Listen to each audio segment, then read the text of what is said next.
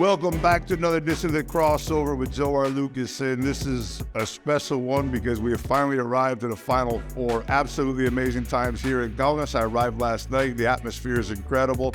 You can just feel the energy everywhere we go. We're going to start this special crossover at the Final Four with a look back a little bit to the season, and most importantly, a look at this semifinal games that are coming up on Friday night.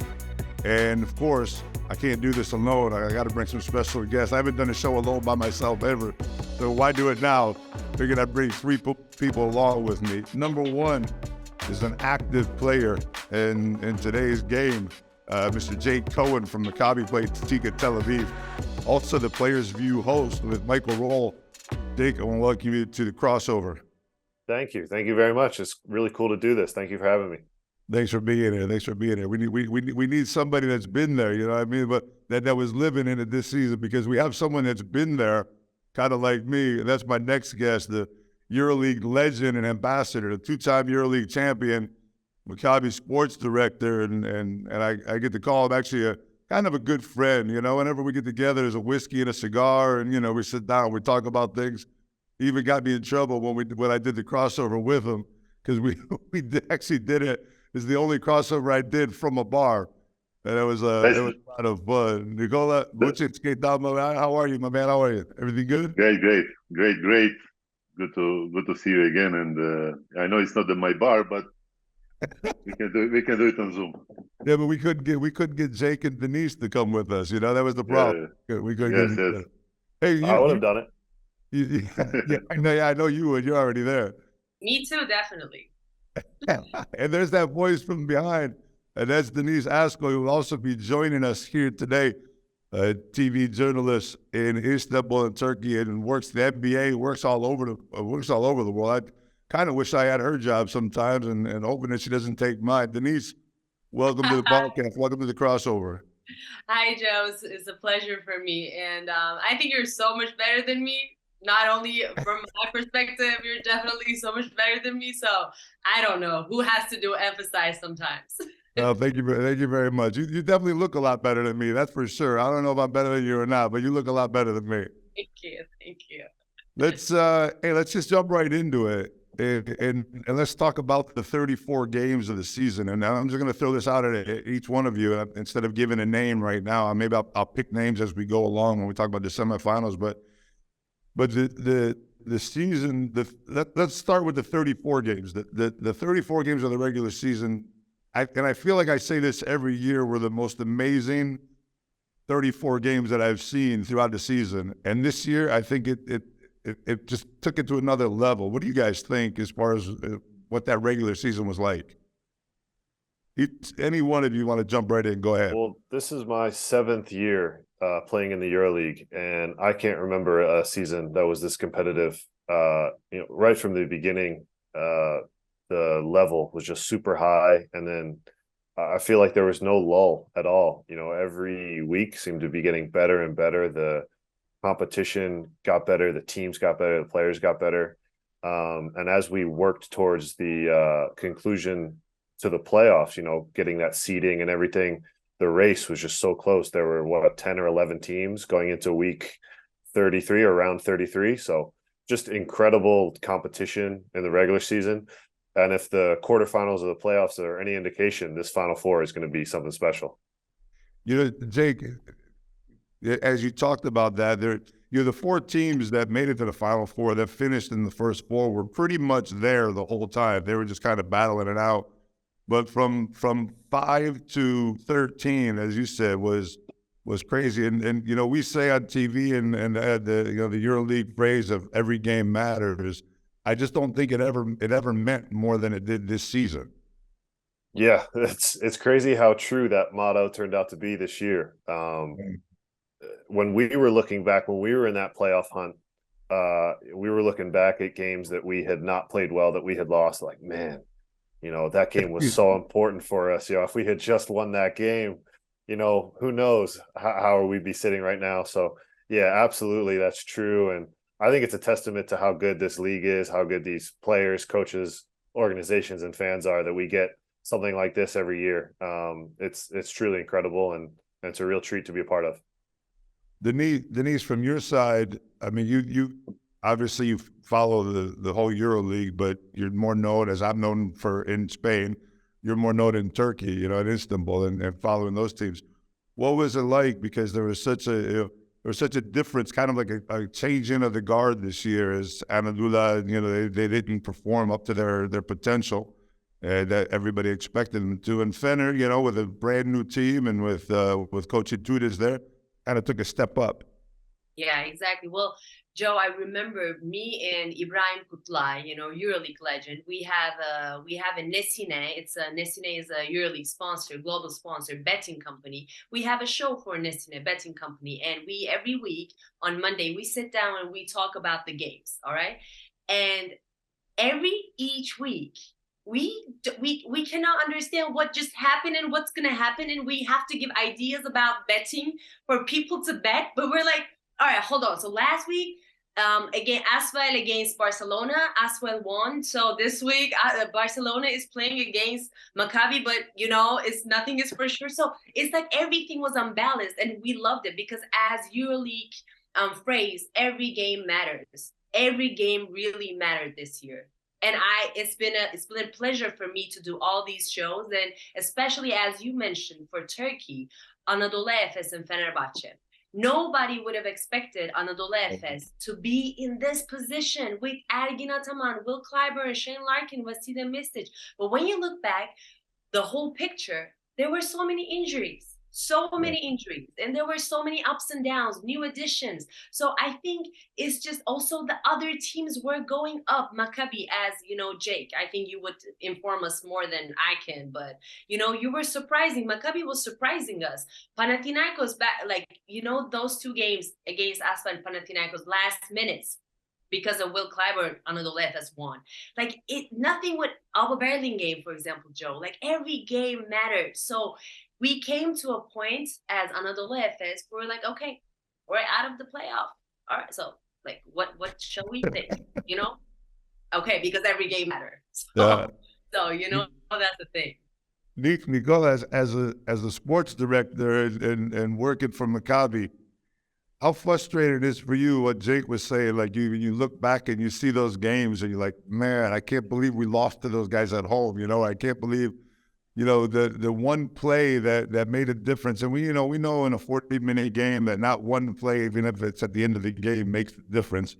There's so many things that happen during the game that lead you to that moment. But how frustrated is it for you? Because there was one point, I remember I was talking to somebody from the club, and you had, I think you guys had, you were in 6th or 7th place, and you were like that typical 2 games away from 15th place and 1 game away from 3rd place. And you had, I think it was Anadolu, Fenerbahce on the road, and somebody else, like in consecutive days. And I was like, man, if you guys go 2-1, you're all right. And I think you went 3-0 in that stretch. Those moments have to be so intense. Look, this EuroLeague is not. If you see on the end, it wasn't every game matter. It was every point matter. That's how crazy it was. You know, we lost in Žalgiris by 1 point, and we were so happy because we should. If we lose only by 1 point, that's right. We qualified. You remember? Yeah. About that. So we listen. We were aware that this season can you cannot not look anything forward than 1 week. Because, like you said, you can lose 1 game and you drop down to 14th place, and you win 1 game, you go up to 5. Right. So most important was to be, you know, to stay, not to go to euphoria, not to go to depression after win or loss, because it's coming next one. This was I think our key, that we didn't have the mood swings so much during the season. We stayed focused, every game going, you know, prepare for next one. You know, and that's how we raise up. But like you said, every week was stressful because, you know, it wasn't only that you depend on yourself. You know, we all expect, let's say, FS that will start. You know, they give us always 5-6 games, you know, advantage, and then they're chasing us. Yeah. You know, but this year they didn't succeed to catch us.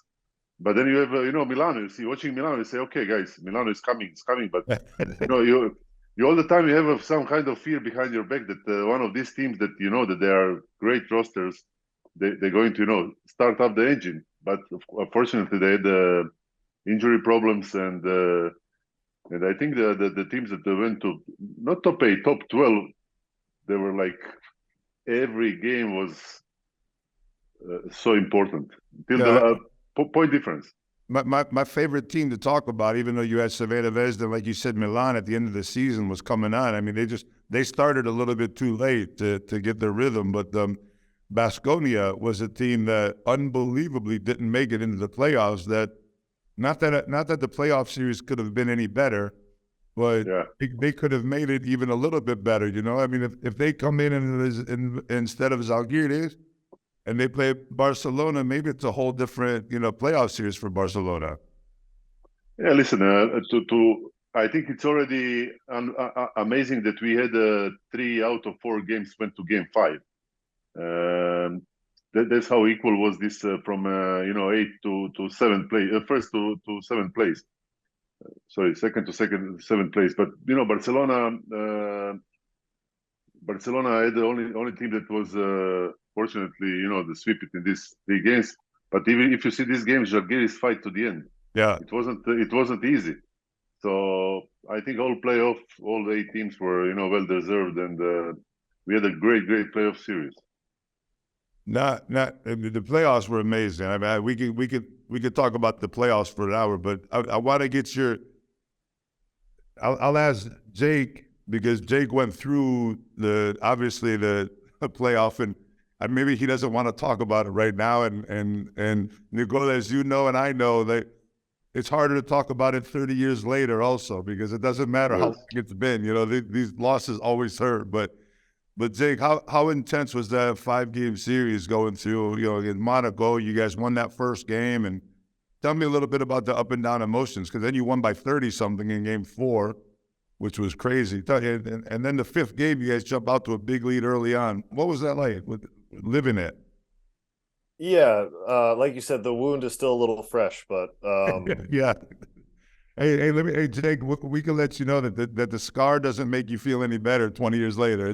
It'll always be with you. I'm fully aware. I lost on a buzzer beater in March Madness, and I still can't talk about it. I know exactly. This is right up there with that.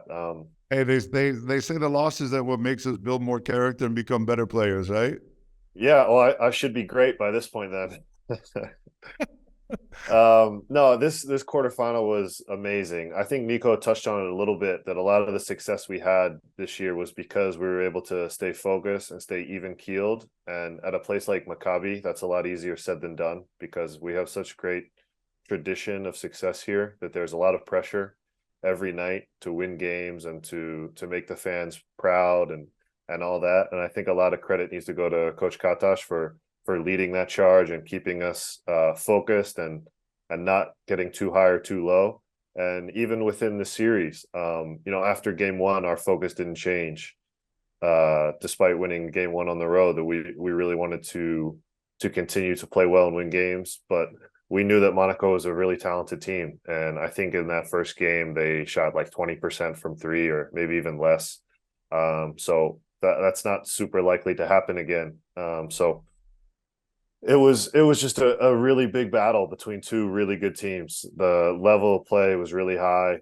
The physicality was really high. The shot making ability was really high. The performances we saw from Wade Baldwin, from Mike James, from Jordan Lloyd, from Lorenzo Brown, just to name a few, were incredible. And even though it really hurts me that we didn't advance to the Final Four, I try to keep myself focused on the positives. To be grateful to even have that opportunity to be a part of a team like this was something really special for me in my career. To have teammates like I had, to have coaches like I had, to have the front office behind us like we had, it's really special. And when you look at it from the point of view of being thankful, being grateful for that, it does make the sting a little bit less, because you get to appreciate just how fun the ride was. And thankfully now we get a little bit more here with the domestic competition to finish. But that quarterfinal was something I'm going to remember for a long, long time. I'm going to be thinking about the shots I missed for a long, long time,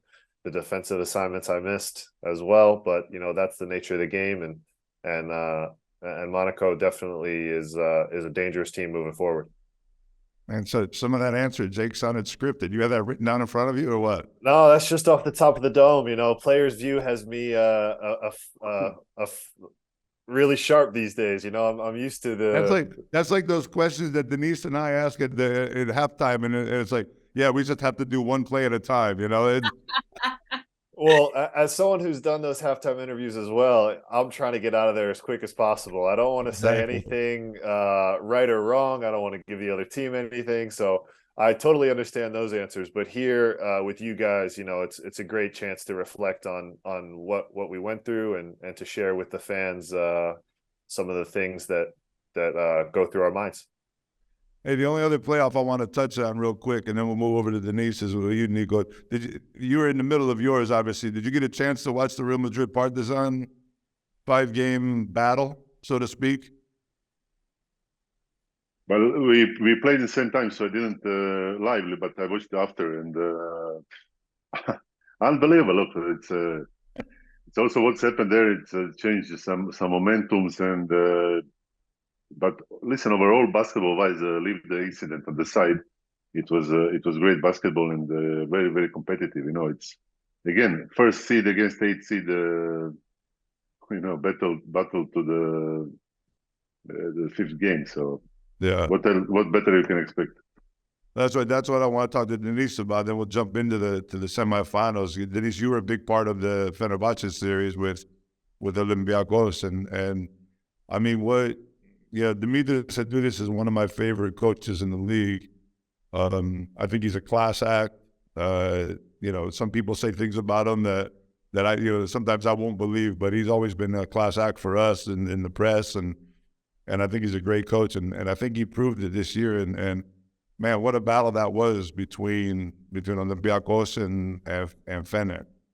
It was a great challenge we witnessed. I think because that was, as we all know, Dimitris Itoudis' first year with Fenerbahce, with a club that is with a highly basketball culture, sports culture, especially also coming from soccer culture. And the fans want always win, always being successful from a coach who has this amazing career, amazing character in front of the fans. And I think Dimitris brought that to Fenerbahce. With the new, everyone was new mainly everyone was new in the team, and his crew, coaches, the players, new additions. For example, Joe, Carson Edwards. This guy never played in EuroLeague, and he experienced the playoffs with Fenerbahce, and he was one of the most important players during the playoffs, who brought the momentum and energy on the court during the very critical moments. I think because was it game 3 or game 4? He scored like 20 points in a row. It was crazy. Game two, where Fener won in Piraeus. So it was like, imagine his first experience with Fenerbahce, and then imagine his performance. So everything was great, But when we look back, and I think the fans are still talking about this buzzer beater from their former player, Kostas. So, but incredible. But honestly, even coming to that point, before arriving to that buzzer beater, there was a help of Sasha Bezenko to his teammates. That was a lack of defense from Fenerbahce we witnessed. So there were so many other things that we could have talked before the buzzer beater. And obviously the game 5, everything was clear. There was no crunch time. Olympiacos closed the page very quickly. And I think also playoffs are the place where vets experience talk louder.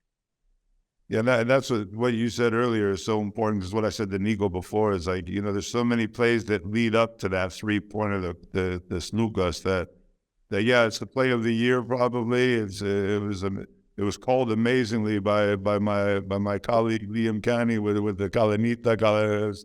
It was incredible, but there's, like you said, there's the plays beforehand that lead up to it that give Lucas the opportunity. But the thing that kills me, and Nico and Jake, you guys, Kostas Sloukas just continues to do it over and over again. And in the most important moments, somebody explained it to me.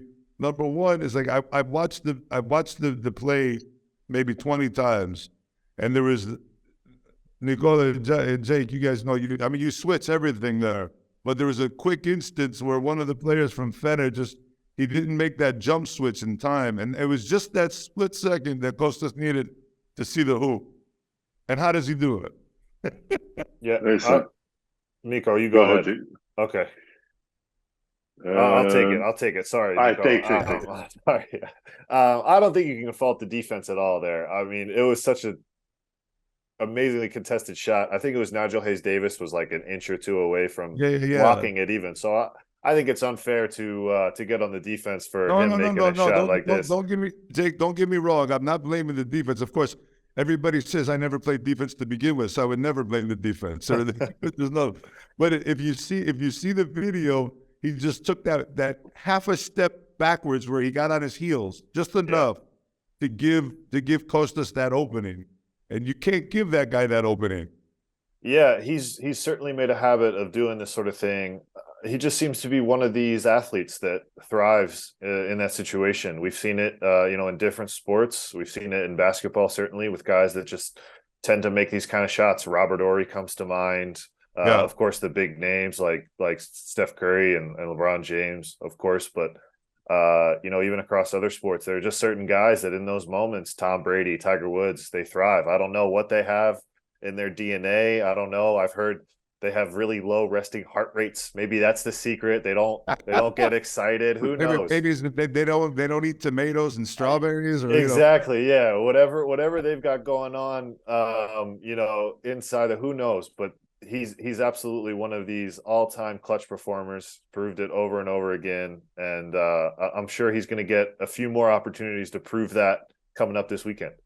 Hey man, if you're putting Kostas Sloukas up there with Michael Jordan and Tiger Woods, I'm gonna have to let him know this weekend. Yeah. So maybe he's gonna be happy about that. Optimistic. Maybe but no, just like his clutch performances, man, have been crazy. I mean, how many times have he done that? He made a game winner on us. I remember when he was playing for Fener. That one still hurts a little bit. I know it hurts my boy Danny Avdia, but yeah, it's just he's made a habit of it. He deserves the credit. Let's get to the important part here. Let's talk about the semifinal. We're going to start with Olympiacos and AS Monaco, which is going to be the first one. Talk to me about the road that each one of these had. Olympiacos was pretty much the first place team throughout the season. I feel when they play their best game, they're the best team in EuroLeague. I mean, I think Coach Bartzokas has them playing just an incredible type of basketball. They share the ball well. They defend well. They're the most complete team, in my opinion, throughout the season and obviously here in the Final Four. But they're playing against a team, against AS Monaco, that you and Nico know very well, that this is an unpredictable team. You never know what you're going to get. I mean, there's guys that could score 20 a game every game if you let them. And then you always have Mike James, the decider. Talk to me about a little bit about their road to the Final Four, and talk to me about what you expect in this series. Well, I think Monaco is a very dangerous matchup for Olympiacos. I totally agree with you that Olympiacos has proven their number one seed throughout the playoffs. They've been so consistent in front of a very difficult schedule. We talked about how hard this EuroLeague was this season, and they were a really high level team, seemingly right from the jump. So they absolutely deserve that number one seed. I know they're going to have a ton of fans there in Kaunas supporting them, which I think is going to be a huge advantage. But this Monaco team, I think, is a really dangerous matchup for them because they have guys who can just really score the ball in bunches. Olympiacos likes to switch a lot, and that can be really dangerous against scorers like Mike James, Elie Okobo, and Jordan Lloyd, because they really thrive in those isolation situations. And I think Fenerbahce showed in that quarterfinal that there are certain ways to attack Olympiacos. There are some cracks in the armor there. It's not like they are the clear favorite to win this thing. I think it's anyone's Final Four for the taking here, and I think Monaco is up to the challenge to give them a really good run for it. I think their defensive ability can slow down Olympiacos as well, having guys like John Brown and and Alpha Diallo, who can switch really well and guard multiple positions. That's going to be dangerous too. So I think it's going to be a really fun game to watch from a tactical perspective, from a coaching perspective, from a player perspective, however you want to look at it. I think it's going to be a lot of fun. And it's going to be a really close game.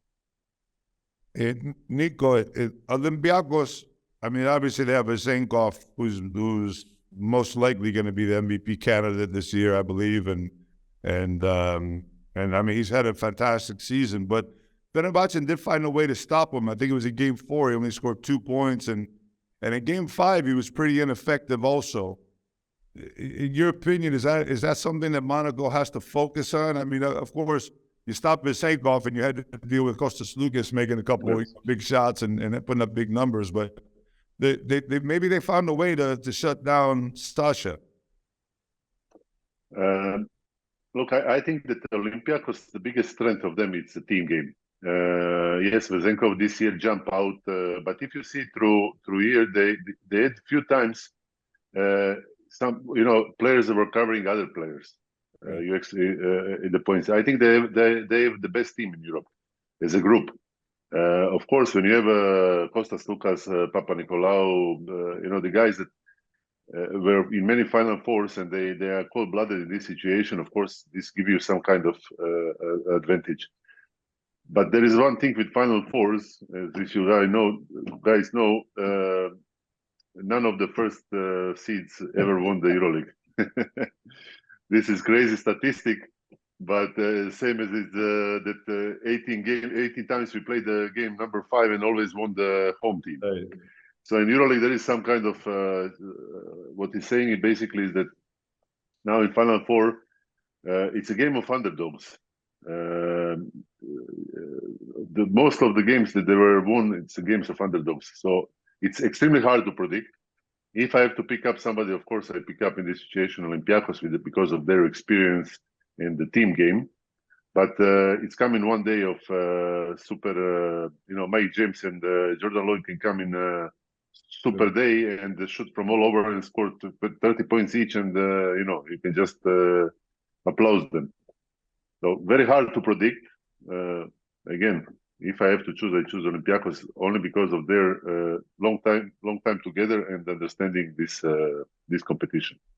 Well, good, because when I asked for prediction, now I don't have to ask you. You've already told me. Done.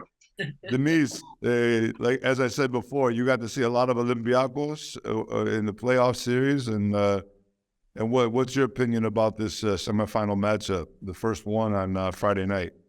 Well, first one on the Friday night, Olympiacos against Monaco. These two teams faced also with each other last year during the playoffs, right before the Final Four. And I think we should underline one specific player who played last year in Olympiacos that led them to go to Final Four, who is Tyler Dorsey, especially his performance during the last quarter of the game. And so I think the tension will be the same level of the Game 5 of last year. And when we look also this year, when these two teams faced each other, Monaco won those 2 games. So I think they also, as a group of players, as you guys said, they are more organized. They have a system which is very clear, and they're the #1 team. But when we look at the Final Four atmosphere, who takes the risk?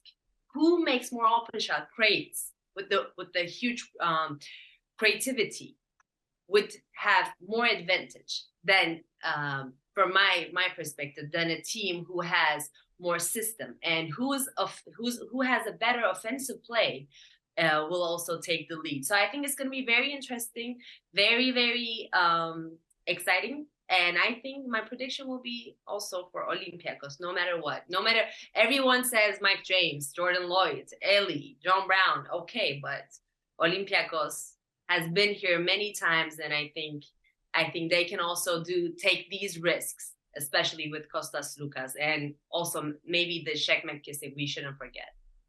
Well, I talked about Vezenkov real quick also, possibly being the MVP this year. But if we all remember last year in the semifinal game against Efes, not only did he play probably his worst game of the season, he also had to jump out and guard Vujcic on the last play Correct. and that three stuck on top of him. So I mean, I think it's like a redemption game for Sasha Vesenkov. You know, a lot of us as players say, "Oh no, we don't remember those things." It's, you know, the next day is the next game, and we forget about it. But that's bullshit. I'm sorry. Oops, I was not supposed to say that, but you definitely remember those moments. And Nico, what do you think about Vesenkov? Do you think he's going to come back and with a little bit of a vengeance in the semifinal after last season, or does that put too much pressure on him? I don't think he's, he's dreaming different dreams. I'm sure that he wants to. Yeah, because the other one was nightmares, Nico. No. Listen, that how that game was incredible, and that shot, you can also like a shot of Slukas last time. Yeah. You can just watch and pray if it go, but usually goes in. I don't know. These guys are really special with their navigation systems of these balls. It's incredible how they're writing the history with these shots. So you can just be show to your kids that you are in that frame. Raise the hands up. But what can you do? It's it was written. So look, he had an incredible season, really full of confidence. And if you see even game, that he was struggling, he was having this one or two plays that they were important. Yeah. But I think that they have experience to come in this Final Four, focus on different things, not on what was. They're coming focus what they need to do, and Olympiacos is confident in this situation. I think they're going to have the biggest fan base there, and to support them. So I think that we will see. First of all, for sure, we're going to see amazing basketball because both teams will come ready. I got two Olympiacos and Jake. I mean, you were gearing more towards the matchup thing, and I think that way also. That Monaco matches up really well against Olympiacos, as you were saying, with the switch in defense. Is that your prediction? Is Monaco your prediction? I mean, I would have said Olympiacos as well for all the reasons, but I would not be surprised if Monaco wins the game. Jake, that's not a prediction. That's I know. I need to correct again. I need to be careful here. I'm playing against these guys still. I might see them again soon, so I got to be more careful than you guys. But I'll give my official prediction. I'll go with Olympiacos as well. I think I'm just a little bit more hesitant maybe than the other folks in the Zoom. I don't know if you guys watched Ted Lasso, but I was watching it on the flight here, the show on Apple, and they have an announcer, and he said, I stopped making predictions because I get tired of being right all the time. So I'm going to take that position. Exactly. But I like that. I was like, from now on, when everybody asks me to make predictions, I'm going to say, I don't make predictions because I'm tired of being right and I ruin the outcome for everybody. Good one. So anyways, I'm going to go with you guys. It's a four-way thing with Olympiacos. I'm with you. Now let's move on to number 2, semifinal, FC Barcelona against Real Madrid. I don't even know what to say about Real Madrid. I mean, is it luck? Is it skill? Is it desire? Is it the heart of a champion? Is it the 3 oldest guys in the league essentially stepping up in the fourth quarter of the most important game of the season? This team was dead in the water, going to Partizan. Yeah, the fight did some things to give a little bit more of advantage to Madrid than it did to Partizan. And that's only because of the depth of the bench. Madrid's a much deeper team. But, game 3, they had it lost also. I mean, Partizan was there, and somehow or another they survived. And in the 5th game, it was, 3 guys that average about 36 years apiece, that haven't essentially played most of the season. Rudy Fernandez was all over the place. And when I looked at the end and I was looking at his stats when I was commentating the game, I'm like, how did he score 0 points? He had his hands on like every ball in the field, What do you guys think about this matchup between Madrid and Barcelona? Can this, I don't even want to, if I call it luck or call it, this desire or whatever, can it continue for Real Madrid? Because they're going to be overmatched without Yabusele and without Gabriel Deck against Barcelona. first of all, we have El Clasico. Classic Like, cannot be more classic than this. It doesn't matter who plays, does it? It's Yes. good Barcelona. It doesn't matter. Yeah. Look, Real struggled during the season also with injuries, and they had also some few new additions to the team that took them some time, to fit Hezonja, Musa. But when it's come to playoff, when you have a Tavares, and we are talking about Slukas and Vezenko, but they had the Lul also in that game that he scored last 8 points in last few minutes. Yeah. So they have also their game winner. Tavares that when he's playing, it's Jake knows he's the best. It's very hard to come into paint, and he's covering so much space. It's changed the rhythm of the other team. It's amazing. But in that game against Partizan, Partizan really did unbelievable series.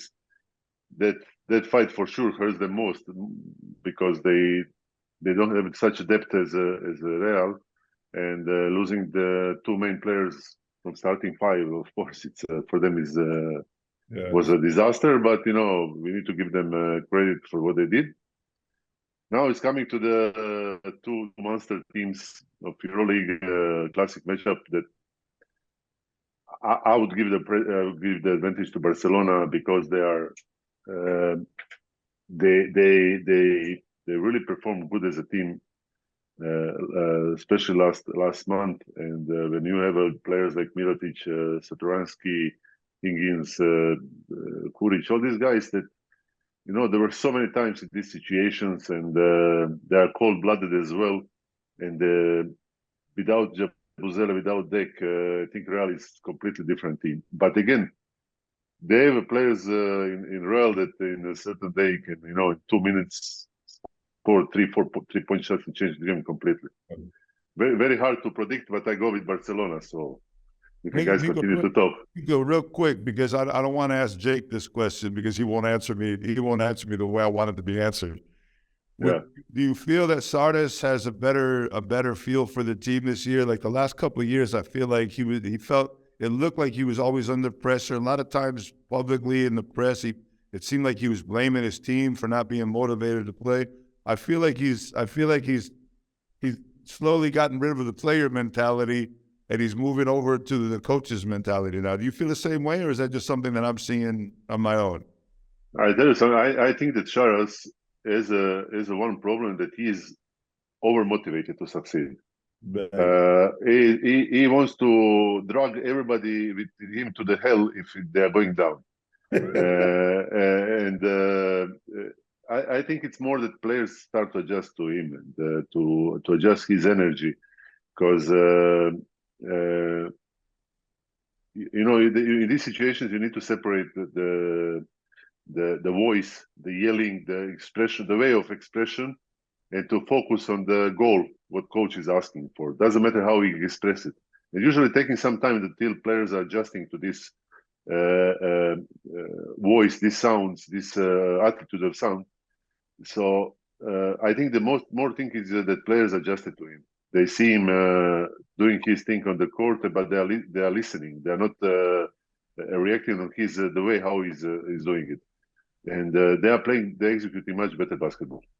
Yeah, that's a good thing, because I don't see him changing anytime soon. He is. He told me, that's me. I asked him how it take the shape of voice to be able to but he is a school of Željko Obradović, and two of them. When you're sitting with two of them, you can just be quiet, because two of them start to yell, even on the drink. So this kind of mentality. You just grab your chivas and you drink and let them talk. That's all. Deniz talked to me about the Clasico that's coming up here, Barcelona from Madrid, and at Barcelona, I know Nico talked about before that Zalgiris gave him a battle, especially in Game 2. Game 3 was a tough game also here in Kaunas, but But if you look at the 3 playoff series compared to Barcelona, you could say that Barcelona had the easiest path, let's say the cakewalk to the final, Exactly. even though we all know that that's not true. Exactly. If I say that tomorrow at the tip-off event, I'm sure Saros is going to get up and start yelling at me like he does his players. But anyways, they had the easier, looking from the outside in, they had the easier path. But does that make it an advantage for them against Real Madrid after that tough 5-game series that Real had? I think it's an advantage because also mentally they are in a better place after what happened during the game 2 to Real Madrid. After that, let's call it fight, let's call it mistakes. But Yabusele is not playing. Gabriel Deck injured. He's not playing. So for Real Madrid, as Nikola said, it's a huge thing to not forget. And it changed the dynamic inside of the team on the court with the team's dynamic, team's performance. But obviously, we should never forget about Tavares. We should never forget about those 3 guys, the vets and Maria Hezonja, these guys. But at the same time, when you look at Barcelona, during the season, they started the season in a very not like it was a blurry, because of the injuries, because of the system, because how Saras wanted to create the system with the scenario of the injured players. I think he succeeded in a very, very good way. They finished on the 2nd seed, and I think I agree with him. I'm going with Barcelona. And by the way, I want to also tell this. I had an interview with Sertaç Şanlı, former Anadolu Efes and, our national basketball player. And he said, Deniz, people think that Saras is like a very, emotional coach on the court. He screams, he yells, he's sometimes being negative. But I love him as a friend because I feel like he's my friend off the court. Yeah. Like I feel like I can share everything with Saras, and I think he gives this idea, this sensation feelings to the players. So I think maybe what Nikola said, maybe that thrives the atmosphere inside of the team because of that, because he's different off the court and he's more friendly, maybe more than the other coaches. But that's what I've always said about Selko. Selko drove me crazy for 3 years, but he always really drove me crazy between those 4 lines. Once the last whistle and the 1, 2, 3, equipo, whatever we said, everything was forgotten about, and he became a friend. And I think that's an important part that Saras is maybe learning along the way. Hey, Jake, let me run to you real quick about this series because, Nico talked about the fact that when Tavares cuts down the middle of that lane and you guys got to rotate on defense and come over and try to stop him, he's like a train wreck coming at you sometimes. It's difficult. But even though he had the 41 point index rated in Game 3, the 30-point index rated in Game 4, it was Williams-Goss who stepped up with 20 points plus the big 3-pointer. It was Adam Anga in Game 4 who had 15 points in the first half. And then, of course, in Game 5, we talked about the veterans who stepped up as kind of like a trio. Again, you can't win a game by yourself. You always need, Batman always needed Robin. He never went out to get the Joker by himself. So who do you think is going to have to step up in the semifinal game against Barcelona to help out Tavares? Well, you mentioned a lot of them, but we're in the Final Four here. There's no individual performers. All these teams are in this situation because they're excellent teams. We can talk about first team all EuroLeague, second team all EuroLeague MVP, all we want. But unless the 5 guys on the court, those 12 guys on the bench, those coaches, those players, they work together for a common goal and get it done, then they're not in this situation. So individual accolades are one thing, but it's about playing together that's the most important. That's why these teams are in that situation, because they all recognize that. But I mean, you said it for Real Madrid. They have a bunch of weapons that they can go to. Sergio Llull, like a fine wine, continues to get better. They've shown their value over and over again. They're playing at a club like Real Madrid for a reason. They're all excellent players. I think that you talked about Tavares on offense. I'm worried about him just on the defensive end. He changes your entire approach to how you can attack that Real Madrid defense. He seemingly takes away everything all at once. He's up there on the pick and roll, taking away the pull-up. He's back at the rim, protecting against the alley-oop and the lobs and obviously blocking shots. So totally changes how you can attack that Real Madrid defense. And Barcelona is certainly going to have a tall task ahead of them. And the contrarian in me certainly wants to pick Real Madrid to go against the other two here, but I'm picking Barcelona as well. I think they're going to get it done this year. I think Šars's team is really clicking at the right time. I think we saw in that quarterfinal that they're a really, really thoroughly well coached, good team from top to bottom. They have weapons at every position. And I think they're ready to take that next step. This game is going to be a lot of fun for so many reasons. It's a Clasico, it's Final Four. But I think Barcelona is going to get this one done. All right, we have 3 Barcelonas. I'm going to refrain from this one, but I'm more leaning towards joining you guys because I feel as though, not because of the better team or whatever, I feel as though that, as you said, Jake, they've had a more consistent season, and I feel as though Madrid almost has to have that feeling like we've done the impossible. You know, we've gotten here, which was, you know, as of 10 days ago, it wasn't going to happen. So I think there might be a little bit of a letdown, even though we say, it's impossible to be a letdown in the Final Four. But anyway, so we pretty much have unanimous decision on Olympiacos, unanimous on Barcelona, which makes my final question for each one of you, give you a couple minutes each to go take over the championship game, since we're not going to do that this season. So give me Olympiacos versus Barcelona in the finals. Give me a prediction, what's going to happen, and an MVP. Let's start with Deniz. Nico, don't worry, man. We're almost finished. I went with Deniz to give you time to think about it, my man. Thank you. I think Barcelona, Joe. Barcelona is the winner. Yeah, I think Barcelona, and you know why? I think also this guy will step up. La Previtola. La Previtola. And I think he might get the MVP award. Look, for Nico, for Jake, you see how easy that was? You don't have to make this complicated. This is experience. One plus one is equal to. She did it very nice. Wait, of course, Deniz has to go pack some dresses and get on a plane, so she wants to hurry up and get out of here. So I've done already. I've done packing, but this is what I strongly think and believe because of what I've seen during this year, during the season from him and from Barcelona. I think they will be the champions of 2023.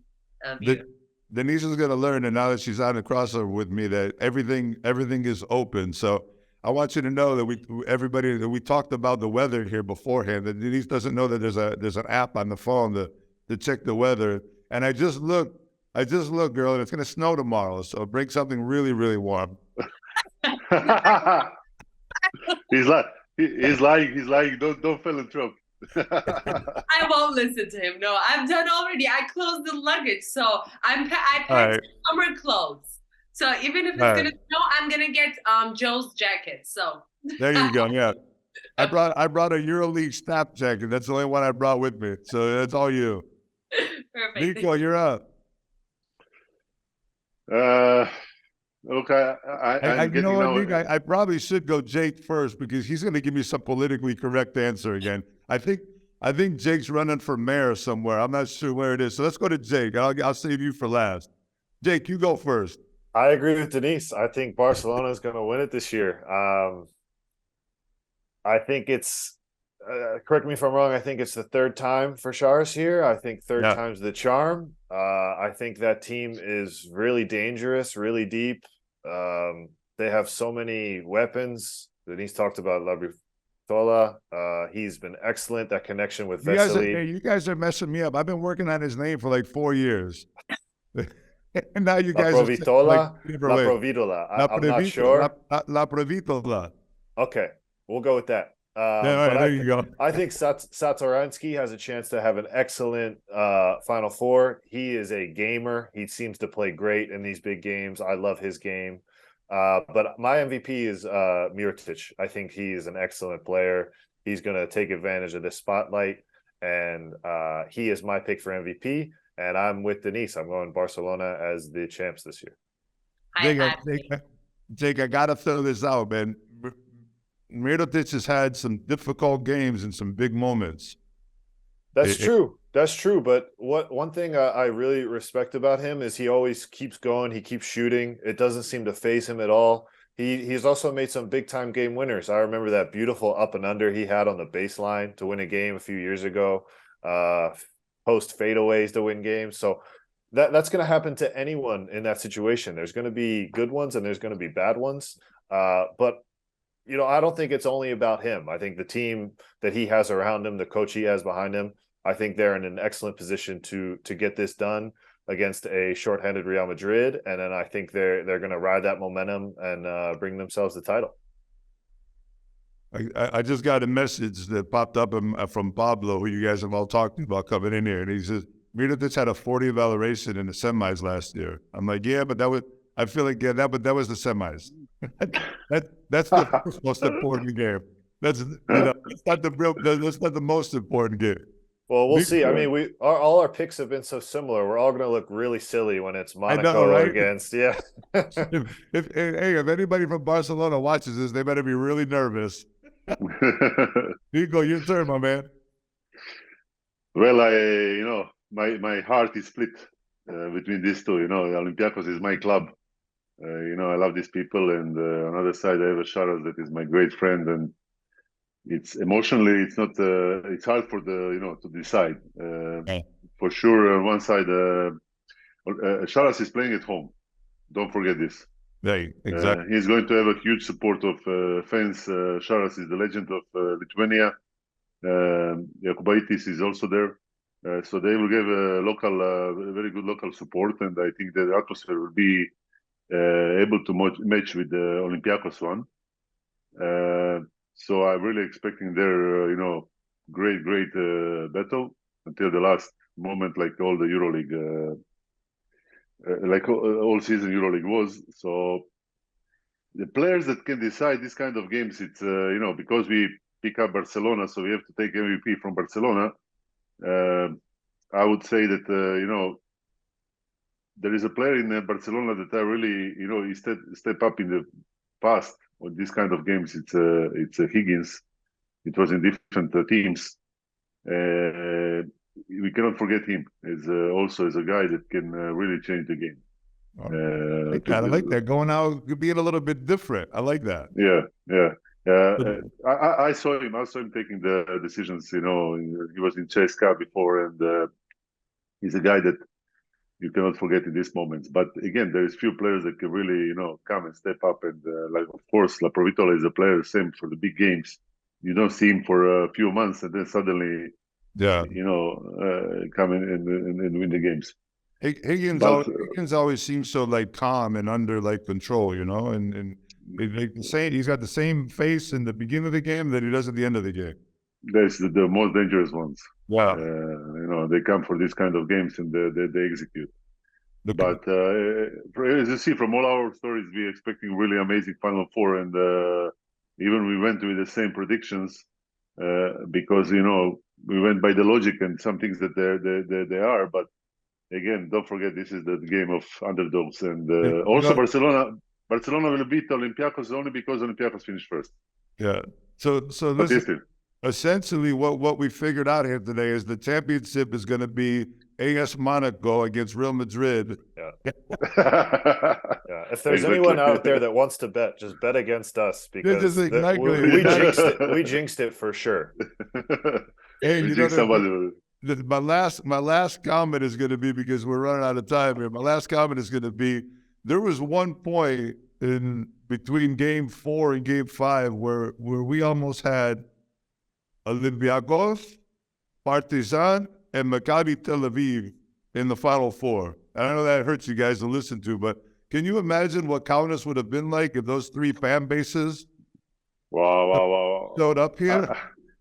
I was telling my wife, I'm like, buy 10 tickets, and we'll. You have no idea what was the pressure on me, on my staff after we won the first game in Monaco. Yeah. People were buying tickets, booking hotels already. I tell the guys, listen, it's the first game. What? No. That's it. I was like, That would have been crazy. I will never forget 2014 Milan Final Four atmosphere. Incredible. Because of Maccabi fans. Yeah. I mean, the whole stadium in 2014 was yellow. Yellow. That was Yeah. yellow. That is the biggest mystery of EuroLeague. You know, Diego from EuroLeague. I told him after we qualified to final. I told him, Diego, you know, it's coming 10,000 Israeli fans from all over Europe. Tell me what 10,000? You have 2,000 tickets. I told him I didn't tell you how many tickets we have. I tell you how many people will be inside. Told me no way. And then we had before the game, we had a carousel. People were coming from the Piazza Duomo to the hotel. And they were like saying it's like 10,000 people walking to the streets. Yeah, that is Diego true. was like, they said, well, how are they going to come in? And then before the game, Diego told me, listen, all gym is yellow.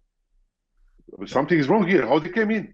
Anyway, we were full gym yellow. It's not only this. We had the same thing in 2005 in Moscow. That I remember entering the court. It was all gym yellow in the middle of Moscow. This is But I expected the same thing to be with the Olympiacos now in Kaunas. Yeah. And gym will be red, Last year in Serbia, it was like that with Olympiacos. It was a cool atmosphere because of their fans. So, the fans are what make this thing amazing. And Deniz, I can't believe in 2014 you were at a game. Were you old enough to go to a game by yourself then? Of course, I was. I studied in Milan. Okay. Università Cattolica. So I also brought my friends to the games. And they were like, wait, where are we? In Tel Aviv right now? No, I'm like, no, this is Milan, but this is Maccabi. This is what we're witnessing is Maccabi. I thought you were going to tell me your mom and dad brought you to the game or something, No, I went. Hey, listen, each one of you guys, I know you guys got to get on planes, get out here. Jake, I know you got games coming up. I really appreciate your time. I appreciate you spending the time to be on the crossover with me. Deniz, Jake, Nico, thank you so much. You guys are awesome. And from the bottom of my heart, I really appreciate you making my program even that much better. Thank you, Joe. See you tomorrow, huh? You owe me the drink. Yeah, bright and early, man, from what I understand. I'll see you. See you. Guys, thank you Bye-bye. very much. Thank you, Joe. Bye. Bye-bye, Joe.